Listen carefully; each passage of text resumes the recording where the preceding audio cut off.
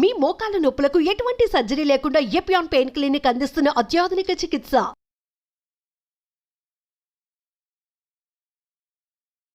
ఆ పిజ్జా కావాలి, ఆ బర్గర్ కావాలి, వాడిచ్చే ఐస్ క్రీమ్ కావాలి అని తిని రోగగ్రస్తులమై భయమై డబ్బులంతా ఈ కంపెనీలకు ఇస్తున్నాం.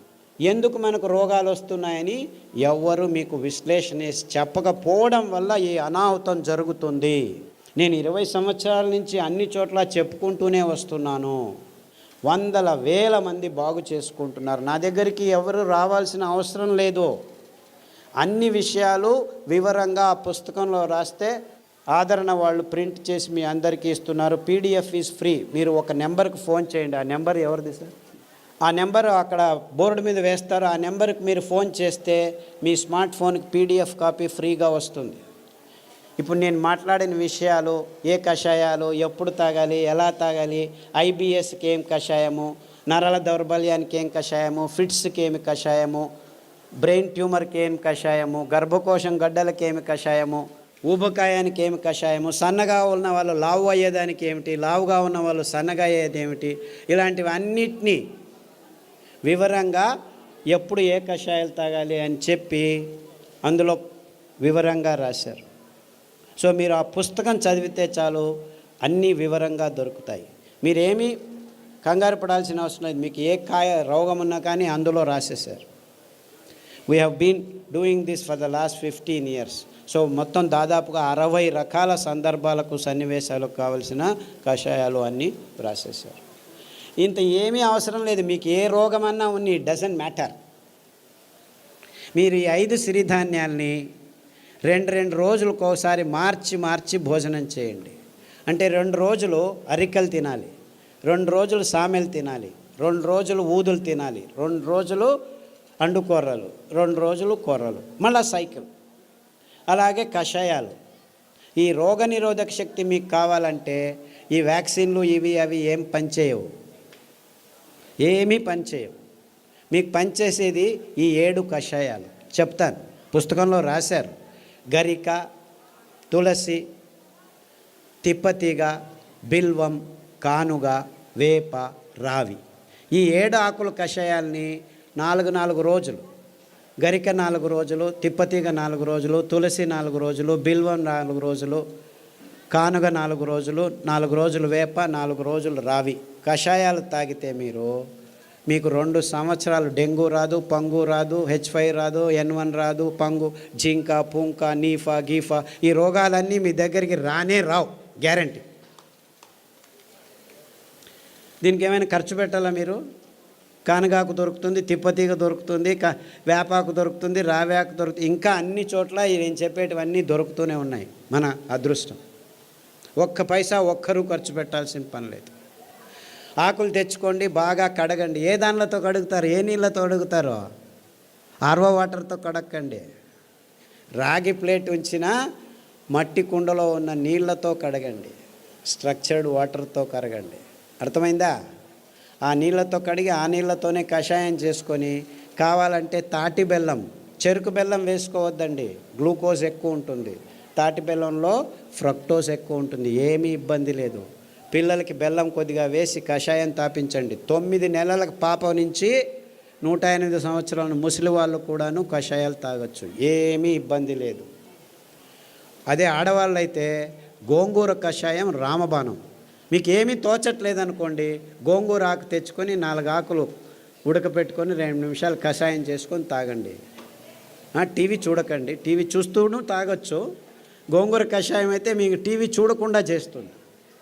మీకు ప్రజ్ఞ ఎక్కువ అవుతుంది, రోగనిరోధక శక్తి ఎక్కువ అవుతుంది, అద్భుతమైన రక్తహీనత నుంచి దూరంగా చేసేదానికి వీలవుతుంది, వైట్ డిశ్చార్జ్ తక్కువ అవుతుంది. ఇలాంటి మీ సమస్యలన్నీ 99% గోంగూర కషాయంతో మాయమైపోతాయి. సో వారానికి 2 రోజులు, లేకపోతే 2 వారాలు గోంగూర కషాయం, 2 వారాలు కొత్తిమీర కషాయము, 2 వారాలు రావి ఆకు కషాయం తాగితే చాలు, ఆడవాళ్ళకి ప్రాబ్లమ్స్ అన్నీ మాయమైపోవడం మొదలుపెడతాయి. ఇంత సింపుల్గా ఉంది విషయం. ఇన్ఫ్యాక్ట్ ఇంత సింపుల్గా ఉందని నేను చెప్పేది ఎవరు నమ్మరు. మొదలు అందరూ అలాగనే వాళ్ళు. ఇన్ఫా ఒక డాక్టర్ లేచి నేను 2 గంటలు లెక్చర్ ఇచ్చిన తర్వాత, ఓ ఈజ్ దట్ సో సింపుల్ అన్నాడు. I said it is much simpler. 2 గంటలు అవసరం లేదు, 2 వాక్యాల్లో చెప్తాను నేను. 2 వాక్యాలు. రోజుకు 1 గంట నడవండి. వీలైతే పొద్దున 15 నిమిషాలు, సాయంకాలం 15 నిమిషాలు. ఇంత అద్భుతమైన పదార్థాన్ని ఇప్పటికీ ఇస్తున్నాడు దేవుడు. ఇన్ని పాపాలు చేసినా మనము ఆ దేవుణ్ణి ఒక 15 నిమిషాలు పొద్దున్న లేచి ధ్యానం చేయండి. సాయంకాలం పడుకునే ముందు ఒక 15 నిమిషాలు ధ్యానం చేయండి. తర్వాత సిరిధాన్యాలను తినండి. గోధుమలను తినకండి, బియ్యం తినకండి, పాలు తాగకండి, చక్కెర ముట్టద్దండి, గుడ్లను కూడా చూడొద్దండి. పాపం అవేమో పిల్లల కోసం గుడ్లు పెట్టుకుంటున్నాయి, మీరు వెళ్ళి రాక్షసులాగా తినకండి. దానిలో గుడ్లు దానిలో కొననివ్వండి. లేదు చేపలు చాలా మంచివి, జలపుష్పాలు తినొచ్చని కొందరు స్వామీజీలు కూడా చెప్పడం మొదలుపెట్టారు. దాంట్లో మీకు దొరికేది పాదరసము, మెర్క్యూరీ తప్ప ఇంకేమీ దొరకదు. అంత భయంకరంగా ఉంది. బుద్ధిమాంద్యం పోదు కదా, బుద్ధిమాంద్యులు అవుతారు. మీ పిల్లలు బుద్ధిమాంద్యులు కాకుండా పుట్టాలంటే కొర్రలు తినండి, అండు కొర్రలు తినండి, అరికెలు తినండి, సామెలు తినండి. అరటి బోధ కషాయము, పసుపు కషాయము గర్భిణిగా ఉన్నప్పుడు తాగండి, పిల్లలకు తాగించండి. మీ పిల్లలు బుద్ధిమాంద్యులు అయిపోయి సూక్ష్మగ్రాహీలు అవుతారు. ఇన్ఫ్యాక్ట్ ఫిట్స్ వచ్చి కత్తి చాకు తీసుకొని చంపేస్తాననే పిల్లవాడు, ఆ తల్లిదండ్రులు కత్తి చాకు తీసుకొని చంపేదానికి పోయే పిల్లవాడు పసుపు కషాయము, రావి ఆకు కషాయము, శొంఠి కషాయం తాగిపించి అండు కొర్రలు తినిపించడం మొదలు పెడితే ఇప్పటికి 12 సంవత్సరాలు అయింది. 10వ తరగతి ఫస్ట్ క్లాస్లో పాస్ అయ్యాడు. ఇలా 100 కేసులు ఉన్నాయి. అంటే ఫిట్స్ కోసమని టెగ్రిటాలు, వాల్ప్రోయిక్ యాసిడ్, ఫ్రీజియం ఇవ్వడం మొదలు పెడతారు పిల్లలకి. ఆ మందులు తీసుకుంటూ పిల్లలు బుద్ధిమాంద్యులు అయిపోతారు. ఫిట్స్ రావు అని చెప్తారు, అయినా వస్తూనే ఉంటాయన్నమాట. అలాంటి వాళ్ళందరికీ కొర్రలు, అండు కొర్రలు తినిపించి ఈ కషాయాలు తాగిపిస్తే 6 నెలల్లో ట్యాబ్లెట్లు మెల్లిమెల్లిగా ఆపు చేసి ఇప్పుడు హ్యాపీగా ఇంట్లో అందరికీ సహాయం చేసుకుంటూ బాగా నడుస్తూ ఏ ఇబ్బంది లేకుండా మాట్లాడటం తెలియని వాళ్ళు కూడా మాట్లాడడం మొదలుపెట్టారు. అది 15 సంవత్సరాలు 20 సంవత్సరాల తర్వాత. అంతవరకు మాటలనేది తెలియని పిల్లలు కూడాను ఇప్పుడు మాటలు నేర్చుకుంటున్నారు. ఇలాంటి అద్భుతమైన విషయాలు ఈ ధాన్యాల్లో, ఈ కషాయాల్లో ఉన్నాయని చెప్పేదానికి నాకు చాలా చాలా సంతోషంగా ఉంది. అర్థమవుతుందా? It's very simple, very simple. ఇంత సరళమైన అద్భుతమైన ఆరోగ్య రహదారిని మేము నిర్మించాం. ఇంకా బాకీ ఉంది ఏమిటి? మీరందరూ అందులో నడవటం మాత్రమే. అంతే. అందరికీ ఆహ్వానం, ఆరోగ్య రహదారిలో నడవండి అని మా విన్నపంతో మీ అందరికీ వందనాలు. సిరిధాన్యాలు తింటే అరగట్లేదు అని దీనికి 2 కారణాలు ఉన్నాయి. మీరు పొద్దున్న సిరిధాన్యం ఇడ్లీలు తింటే రాత్రి వరకు ఆకలి కాదు. మీరు అనుకుంటున్నారు ఈ బియ్యం తిని 2 గంటలకే ఆకలి అవుతుంది కదా, సో అది బాగా అరుగుతుంది అనుకుంటున్నారు. అలా కాదు. ఇది సిరిధాన్యాలు తింటే మీకు ఎంత కావాలో అంత గ్లూకోజ్ అందుతూ ఉండటం వల్ల మీకు ఆకలి కాదు. అంటే అది జీర్ణం కావట్లేదని కాదు మీకు అర్థం. అందరికీ ప్రాబ్లం అది. అంతేకాకుండా మీరు సిరిధాన్యాల్ని బియ్యంలాగే కుక్కర్లో వేసి పుస్ అని 4 కూగులు కూగించేస్తే రాదనమాట. అది ఉడకదు. రాత్రి నానబెట్టి పొద్దున ఉడకబెట్టుకోవాలి. కనీసం 3 గంటల నుంచి 6 గంటలు నానబెట్టాలన్నమాట. నానబెట్టి వండితే ఆ ధాన్యం తింటే మీరు హ్యాపీగా ఫీల్ అవుతారు, ఆరోగ్యంగా ఉంటుంది.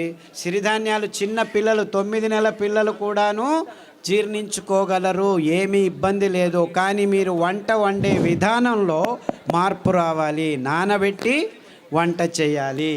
హలో సార్, మేము dialysis patient. Kidney infection. Hello. కిడ్నీలో చాలా రకాలైన ఇబ్బందులు ఉన్నాయి. ఒకటి కిడ్నీలో రాళ్ళు రావటం, కిడ్నీ నుంచి యూరిక్ యాసిడ్ ఎక్కువ ఉండటం, క్రియాటినిన్ ఎక్కువ కావటం, డయాలసిస్కి పోవటం ఇలాంటివి. తర్వాత ప్రోటీన్లు ఎక్కువ కారటం, లావుగా ఉండిపోవడం, ముఖంలో వాపు రావటం, ఇవన్నీ కిడ్నీకి సంబంధించిన రోగాలు. కాలు కూడా ఇంత లావు నీళ్లు ఊరుకోవడం, ఇవన్నీ ఇబ్బందులకి చాలా సరళమైన పద్ధతి అరికెలు 3 రోజులు, సామెలు 3 రోజులు హలో. గంజి రూపంలో తాగాలి. మార్చి 9 వారాల్లోనే మీకు ఈ ప్రాబ్లమ్స్ అన్నీ బాగవుతాయి. దానికి తోడు రణపాల ఆకు, పునర్నవ ఆకు, కొత్తిమీర ఆకు కషాయం వారం మార్చి తీసుకుంటే 9 వారాల్లో మీకు అంతా బాగవుతుంది. వీక్లో డయాలసిస్ 2 టైమ్స్ మాకు. అది తగ్గిపోతూ వస్తుందమ్మా. ఇన్ఫ్యాక్ట్ చాలామంది డయాలసిస్ చేసుకున్న వాళ్ళు 1 సంవత్సరంలో డయాలసిస్ నుంచి దూరం కావచ్చు. Thank you sir. అండుకొర్రలు, బోధకాలు రోగం ఉన్న వాళ్ళు అండుకొర్రలు ఒక 3-4 సంవత్సరాలు తింటే బోధకాలు మెల్లిగా బాగవుతూ వస్తుంది. దానికి తోడు జామ ఆకు కషాయం, రావి ఆకు కషాయం, సాదాపాకు ఆకు కషాయం తాగాలి. బోధకాలు ఉన్న వాళ్ళకి అండుకొర్రలు 3 రోజులు, మిగిలిన ధాన్యాలు 4 ఒక్కొక్క రోజు తినాలి. సార్ నమస్కారం అండి.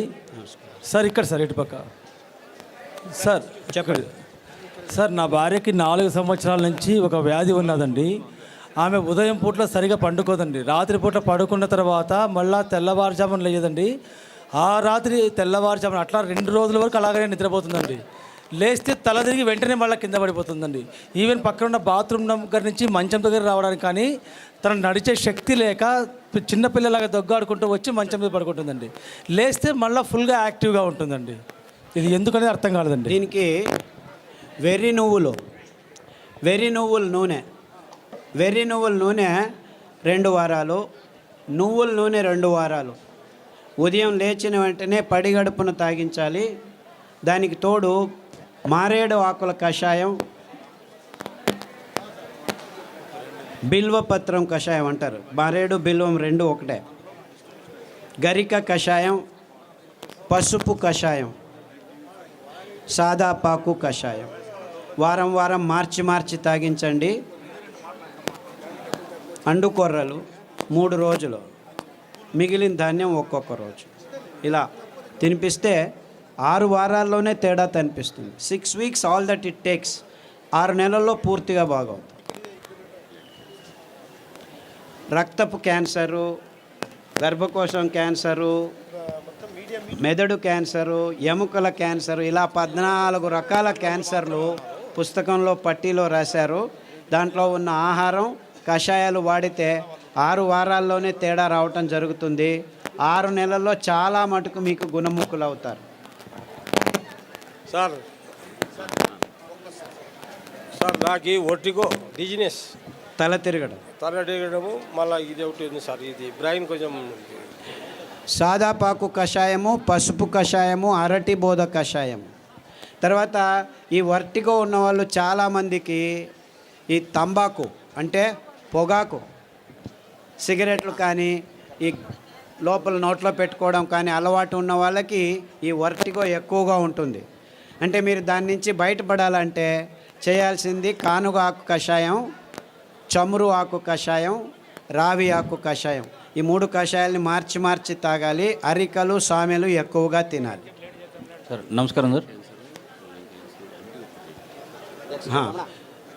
Prostate cancer, lung cancer.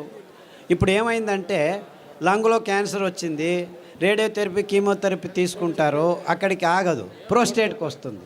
Prostate తీసుకుంటే ఎముకలకు వస్తుంది. అంటే ఇది క్యాన్సరు ఇక్కడుంది, అక్కడుంది అని కాదు. క్యాన్సర్ మొత్తం దేహంలో ఉంది, ఒక్కొక్కసారి ఒక్కొక్క చోట బయటపడుతుంది అని అది అర్థం చేసుకోవాలి.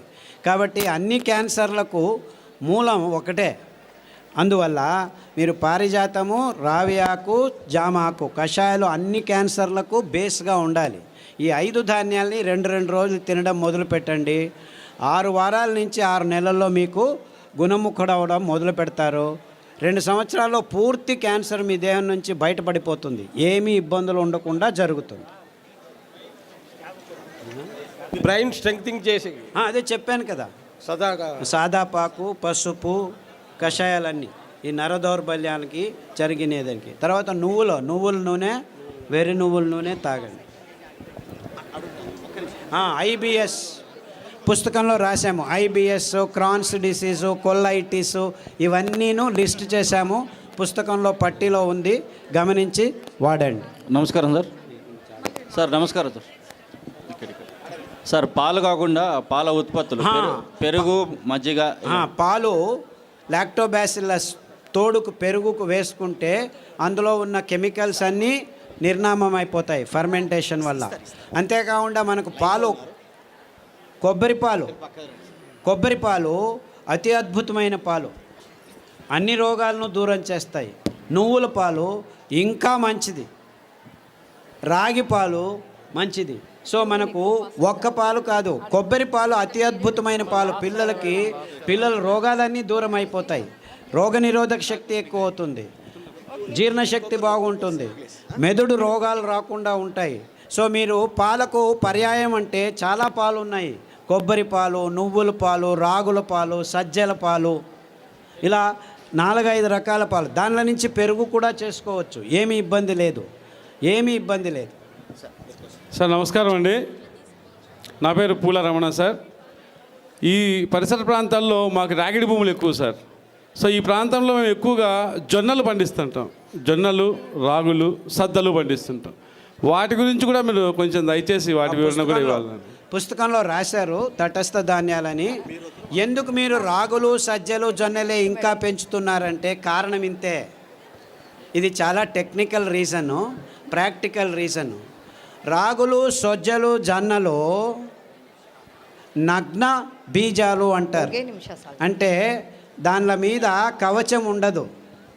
అంటే దాన్ని మీరు మిషన్కి తీసుకెళ్ళి డీహస్కింగ్ చేయాల్సిన పని లేదు. అందుకే నేను చెప్తే ఎవరు నమ్మరు, మొదలు నమ్ముతూ ఉండలేదు 20 సంవత్సరాల క్రితం. డయాబెటీస్, గ్యాంగ్రీన్, రేపు కాలు కట్ చేయాలని 100 మంది క్యూలో నుంచున్నారు అన్ని హాస్పిటళ్ళలోనూ. మల్లేశ్వరంలో యాంపుటేషన్ హాస్పిటల్ ఉంది, రోజుకు 88 మందిని ఒక్కొక్క రూమ్లో కాలు అలా తీసి పడేస్తున్నారు. గల్ఫ్ కంట్రీస్లో ఇక్కడ 80 మంది అయితే అక్కడ 160 మందికి తీసేస్తున్నారు. అంటే డయాబెటీస్ వస్తే అక్కడికి ఆగదు. కొందరికి కాలు తీసేయాలి గ్యాంగ్రీన్ అని, కొందరికి కిడ్నీ లేచిపోతుంది డయాలిసిస్, కొందరికి కళ్ళు పోతున్నాయి, కొందరికి మొనకాలు న్యూరోపతి తీసేసి కొత్త కాళ్ళు వేస్తాం రండి అంటున్నారు. అన్నిటికీ కొత్త కాలు, కొత్త కిడ్నీ, కొత్తది ఎక్కడి నుంచి తెస్తున్నారు? పాడైంది కింద ఉంది అని చూడట్లేదు. కాలు తీసేస్తే ఎక్కడి నుంచి వస్తుంది? మళ్ళీ కొత్త కాలు పెడతారే, కృతక కాలు పెడతారు, అదొక బిజినెస్. పొద్దున టూత్ పేస్ట్లో నుంచి మొదలు పెడితే కాఫీలు, ఇడ్లీలు, దోశలు, పూరీలు, పుల్కాలు, ఇవన్నీ మీరు నోట్లో వేసుకున్న 100 గ్రాములు బియ్యం పిండి నుంచి 35 గ్రాములు గ్లూకోజు 15 నిమిషాల్లో రక్తంలోకి వచ్చేస్తుంది. 15 minutes, that's all it takes. గోధుమ పిండి వేసుకుంటే ఇంకా ముందు వచ్చేస్తుంది. 100 గ్రాములు పూరీలు కానీ, పుల్కాలు కానీ, డ్రై పుల్కా తింటున్నాం మేము, ఆయిల్ మంచిది కాదు. డ్రై పుల్కా తిన్నా అంతే, నూనె వేసుకొని పుల్కా తిన్నా అంతే 35 గ్రాములు మీ రక్తంలోకి వచ్చేస్తుంది. మొత్తం టిఫిన్ అయ్యే లోపల 45 గ్రాములు కాఫీలు, టీలు అంతా చేరితే 50 గ్రాములు గ్లూకోజ్ పొద్దున 10 గంటలకే మీ దేహంలోకి వచ్చేసింది. 10 గంటలకు ఆఫీస్కి పోతే మళ్ళీ ఒక కాఫీ, అట్లా పోయి కాఫీ తాగొస్తాం, ఇట్లా పోయి టీ తాగొస్తాం. ఇంకా టీలు, కాఫీలు ఎండాకాలం జ్యూసులు తాగుదాము. ఒక్కొక్క జ్యూస్లో మీకు 50 గ్రాముల నుంచి 100 గ్రాములు చక్కెర వేసి బుర్ర అని తాగొచ్చి ఆహా మంకు మందమైపోయింది. రక్తం అంతా చేరి ఆ మందం ప్రవహించకుండా హార్ట్ బీట్ తప్పుతూ ఉంటే, ఓహో హార్ట్ బీట్ తప్పుతుంది, నీ రక్తంలో హార్ట్ బ్లాక్స్ అవుతున్నాయి, రక్తం మందమైపోయింది, ఈ ట్యాబ్లెట్ తీసుకో. ఎన్ని రోజులు తీసుకుంటూ ఉండు, ఏం ప్రాబ్లం లేదు. అరే ఆ చక్కెర నోట్లో పోకుండా చూసుకోరా నాయన, అది మందం అవుతుంది. ఇప్పుడు చక్కెర నీళ్ళలో వేసి ఒక 2 నిమిషాలు వేడి చేస్తే ఏమవుతుంది? పాకం అవుతుంది. మీ దేహం టెంపరేచర్ ఎంత ఉంది, ఆ టెంపరేచర్లో మీరు చక్కెరలో వేసింటే పాకమై కూర్చోండి ఉంది. పాకమై కూర్చుందిరా బాబు, అందుకే రక్తం పారట్లేదు అని ఎవడైనా చెప్పాడు. లేదు ఊరికాయ తింటే మీకు బీపీ వచ్చింది అంటాడు. ఉప్పుకు బీపీకి సంబంధమే లేదు, కానీ చక్కెరకు ఉన్నంత సంబంధం అని ఏ డాక్టర్ ఇంతవరకు మీకు చెప్పలేదు. అంతెందుకు, మీరు మీ భార్య మర్చిపోయి ఉప్పు ఒకసారి సాంబార్లో ఎక్కువ వేసింది అనుకోండి, రెండోసారి మర్చిపోయి, ఒకసారి వేసింటుంది, ఏదో ఇంట్లో గొలవల గలబల మర్చిపోయాను, ఇంకొకసారి ఉప్పు వేశారనుకోండి, ఆ సాంబార్ ఎవరైనా తింటారా? భార్య కూడా తినదు, ఉప్పు కషమని. అదే మర్చిపోయి గులాబ్ జాముకి ఇంకో 4 చెంచాలు చక్కెర ఎక్కువ వేసాం అనుకో, హేమావతి చాలా బాగుంది, ఇంక 2 గులాబీలు తీసుకురా అంటాం. అంటే ఉప్పు మనం కావాలన్నా తినలేము. నాకంటే మీరు కొద్దిగా ఎక్కువ ఉప్పు తినొచ్చు, ఇంకొక ఊరగాయ ఎక్కువ తినొచ్చు, అంతేకాని ఉప్పు మన నోట్లోకి పోమన్నా పోదు. కానీ డాక్టర్లు ఏం చెప్తున్నారు? ఉప్పు వల్ల మీకు బీపీ వస్తుంది అంట. నిజంగా బీపీ వస్తుంది ఈ చక్కెర వల్ల, ఈ కాఫీ వల్ల, ఈ టీ వల్ల, ఈ పాల వల్ల అని ఏ డాక్టర్ మీకు చెప్పట్లేదు. ఇన్ఫ్యాక్ట్ ఊరగాయ అతి అద్భుతమైన పదార్థం. నిమ్మకాయ ఊరగాయ, టమోటా ఊరగాయ, చింతపండు ఊరగాయ, మామిడికాయ ఊరగాయ, ఉల్లికాయ ఊరగాయ, ఇవన్నీ ఆల్ఫా హైడ్రాక్సీ కార్బాక్సిలిక్ యాసిడ్స్ అంటారు. Tartaric acid, citric acid, ascorbic acid, మామిడి పండులో గ్యాలిక్ యాసిడ్ అని, గోంగూరలో ప్రోటోకోచిక్ యాసిడ్ అని ఇంకొకటి అద్భుతమైన పదార్థాలు. ఇవి అద్భుతం.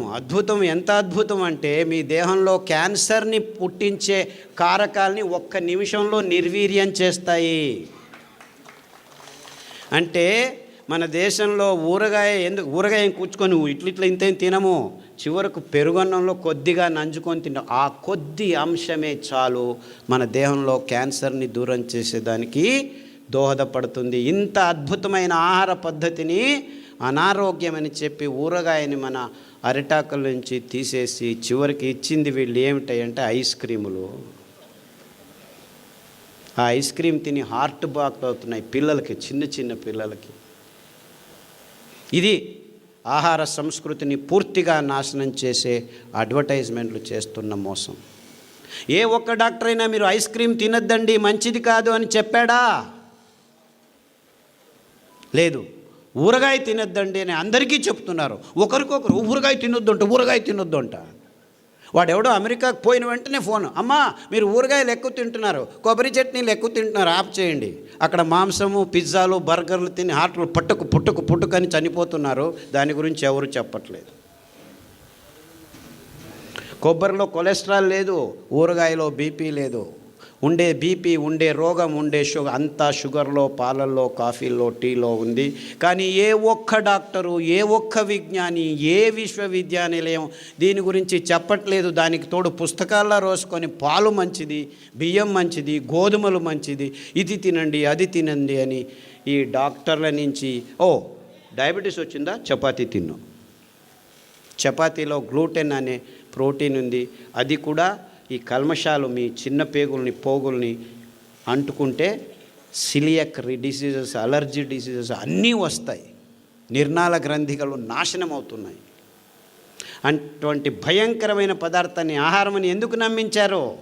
ఈ ఫర్టిలైజర్ కంపెనీలు పెంచుతున్నది గోధుమలు ప్రపంచమంతా. అందుకే అందరూ గోధుమలు తినేట్టు చేస్తున్నారు. చపాతీ మంచిది, ఆయిల్ వద్దు, పుల్కాలు మంచివి. What non sense. ఆ గోధుమల వైపు ముఖం కూడా చూపించకూడదు, అంత భయంకరం. ఎందుకంటే 1 కేజీ పెంచేదానికి 10,000 లీటర్ల నీళ్లను కట్టాలి. మొదటే చెప్పాను, నీళ్లు లేవు. చక్కెర 1 కేజీ పెంచేదానికి 28,000 లీటర్ల నీళ్లను కట్టాలి మనం సాగుబడి. ఇంత భయంకరమైన పదార్థాలని ఆహారమని నమ్మించి మొత్తం ప్రపంచాన్ని నాశనం చేయటం ఒకవైపు అయితే, ప్రకృతి పర్యావరణాన్ని నాశనం చేస్తున్నాం మనం. మన జీవితాలు పాడైపోవడం ఒకవైపు, మొత్తం ప్రపంచంలో ఉన్న మూగ ప్రాణులన్నింటినీ నాశనం చేస్తున్నాం. ఎందుకంటే మనకు కావాల్సిన ఈ పందుల్ని, కోళ్ళని, ఆవుల్ని పెంచేదానికి మొత్తం ప్రపంచంలో పెద్ద అడవులన్నింటినీ నాశనం చేసేసి ఈ సోయాబీను, మొక్కజొన్న, పశుగ్రాసం తయారు చేస్తున్నారు. ఈ సోయాబీన్ మంచిది, మీకు ప్రోటీన్ అని చెప్తున్నారు. మన దేహంలో ప్రోటీన్ అవసరమే లేదు. 6%, 7% ఉంటే చాలు. ఆ 7% ప్రోటీను మన సిరిధాన్యాల్లో, కొర్రల్లో ఉంది, అరికల్లో ఉంది, సామెల్లో ఉంది, అండు కొర్రల్లో ఉంది, ఊదుల్లో ఉంది. ఏ డాక్టర్ అయినా, ఏ విజ్ఞాని అయినా ఈ విషయాన్ని చెబుతున్నారా? లేదు, ప్రోటీన్ కావాలి తినండి, ప్రోటీన్ కావాలి తినండి అని వాళ్ళు చెప్పారని మన ఆయుర్వేద పండితులు పొద్దున్న లేచి మొలకలు చేసుకొని తినండి ఇందిన్ని అని చెప్పడం మొదలుపెట్టారు. మొలకల్లో ప్రోటీన్ ఉంది, 24% ప్రోటీన్ ఉంది. అంత తినకూడదు. మీరు కావాలంటే వారానికి ఒకసారి ఏదైనా బేడలు, అది పెసలు కావచ్చు, ఉలవలు కావచ్చు, కందులు కావచ్చు, శనగలు కావచ్చు, అంతకంటే ఎక్కువ అవసరం లేదు. మీరు ఎక్కువ తింటే మీ పొట్ట అప్పొద్దు తెలుస్తుంది మీకు. గ్యాస్ పట్టుకుపోతుంది. గ్యాస్ ఇక్కడ ఇరుక్కుపోయింది, అక్కడ ఇరుక్కుపోయింది. ఈ మొలకలు తింటే ప్రోటీను, అంతేకాకుండా దాంట్లో కూడాను చాలా కార్బోహైడ్రేట్ ఉంది, మీ షుగర్ ఎక్కువైపోతుంది. ఇలా అవైజ్ఞానికమైన విషయాలన్నింటినీ వైజ్ఞానికమని చెప్పి మన నోట్లలో ఈ పదార్థాలు వేయటం వల్ల మన చిన్నపిల్లల నుంచి పెద్దల వరకు ఈ రోగాలు వస్తున్నాయి. అంటే మనం చేయాల్సింది ఇంతే. ఈ అద్భుతమైన వరి అన్నాన్ని, ఏమి నువ్వు చెప్పేది? వరి అన్నం అన్నం కాదంటున్నావా? వరి అన్నం అన్నమే కాదు. ఎందుకంటే అది తిన్న వెంటనే మీ దేహంలోకి సగానికి సగం గ్లూకోజ్ని 15 నిమిషాల్లో నింపేస్తుంది. అదే మోసము, అదే రోగము. ఆ గ్లూకోజ్ను నిభాయించుకునేదానికి రక్తంలో కాలేయము, ప్లీహము, ఇంకా వేరే వేరే నిర్నాళ గ్రంథులన్నీ చేరి ఇది ఎక్కువైపోయిందని గ్లైకోజన్ తయారు చేస్తుంది, కొలెస్ట్రాల్ తయారు చేస్తుంది, ట్రైగ్లిసరైడ్స్ తయారు చేస్తుంది, రుమాటిక్ ఫ్యాక్టర్ తయారు చేస్తుంది, కొవ్వు తయారు చేస్తుంది, మాంసం తయారు చేస్తుంది. అందరూ ఈ బాతు ఆ బాతు తినుకొని బాతుకొంబుట్టిదారే అంటారు కన్నడದಲ್ಲಿ. బాతుకోవడం అంటే లావు కావడం అని. సో ఇప్పుడు చిన్న చిన్న పిల్లలు 80 కేజీలు 90 కేజీలు తూగుతున్నారు.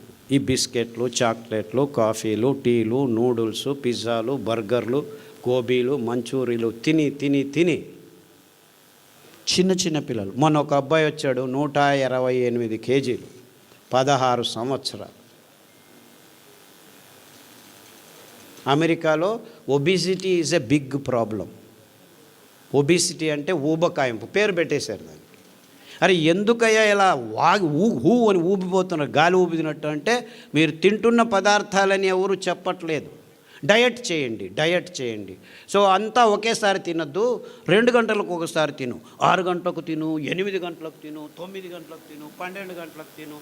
తినడమే పని, ఇంకేమీ పని లేదు మనకి. ఇది డాక్టర్లు చెప్పేది మీకు. ఏంది 2 గంటలకు తింటూ ఉండని చెప్తున్నాడు ఈ డాక్టర్. అది ఎంత వైజ్ఞానికము! ఇంకేం పని లేదా ప్రజలకి? 2 గంటలకు తినడం అంటే ఇంకేం లేదు, చేస్తూ ఉండడం. మీరేమీ చేయొద్దండి, మేము రెడీ చేస్తాము ప్యాకెట్లలో, ఎంటీఆర్, మయ్యా, ఇది అది రెడీమేడు, ఆన్లైన్ చేయండి, ఆర్డర్ చేయండి, ఇంటికి తెచ్చిస్తాము. చూసారా, వంటింటిని మెల్లిగా వాణిజ్యకరణం, ఆహార పదార్థాలని వాణిజ్యకరణ చేశారు. మీరు ఇంట్లో వంట చేసుకొని తినడం కూడా వాళ్ళకి ఇష్టం లేదు. ఎందుకంటే ఇంకా అనారోగ్యాన్ని ఇంకా వేగంగా మీ దేహంలోకి రావాలంటే ఇంకా కెమికల్స్ను వాడి ఈ ప్యాకెట్లలో మీరు తాగే కప్పులు, తినే ఇవన్నింటినీ ప్లాస్టిక్ కోటింగ్ చేసేసి మీకు అనుకూలం అనుకొని హైజీన్ అంటే పర్సనల్ హైజీన్, ప్లాస్టిక్ బాటిళ్ళలో నీళ్లు పెళ్ళిళ్ళలో పెడుతున్నారు. ముందు ఏం చేసేవాళ్ళం? లోటా తీసుకో, ఎత్తుకొని నీళ్ళు తాగు అని ఒకడు చెంబు తీసుకొని, రాగి చెంబు తీసుకొని నీళ్లు పోసేవాడు. అంటే నీళ్లు పారుతూ ఉంటే స్ట్రక్చర్గా ఉంటుంది. తామ్ರದ ఫలకంలో, రాగి ప్లేట్లో ఉంటేను స్ట్రక్చర్ అయిపోతుంది. కారణం ఇంతే. రాగి ప్లేట్ మీద డి ఆర్బిటల్ ఎలక్ట్రాన్స్ ఫ్రీగా మూవ్ అవుతుంటాయి, నీళ్లను స్ట్రక్చర్ చేస్తాయి. పారుతుంటే జలపాతాల్లో, నదుల్లో నీళ్లు పారుతూ ఉంటే ఆ ఎనర్జీ ఆక్సిజన్ను, హైడ్రోజన్ని స్ట్రక్చర్ చేస్తుంది.